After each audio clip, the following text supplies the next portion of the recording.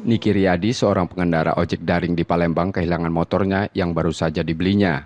Menurut korban, ketika ia berhenti di pinggir jalan untuk buang air kecil, ketika itulah 4 pelaku datang dan mengambil motor korban.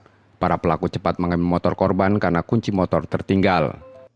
Oh, rame. Iya, pakai metik ungu. Dua motor masuk. Dua motor. Iya. Motor sudah kita kunci stang gimana? Masih di situ lah, posisi samping tuh lah kan. Oh, kunci masih tercantol gitu tuh. Samping tuh lah di situ. Kita nak ngapain di situ? Pas nak kencing aku. Oh, kencing. Tak tahan lagi kan, pas kencing di sampah-sampah itu.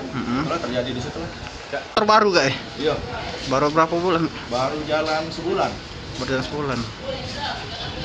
Peristiwa tersebut sudah dilaporkan korban ke polisi. Yudi Kiswanto, Kompas TV Palembang, Sumatera Selatan.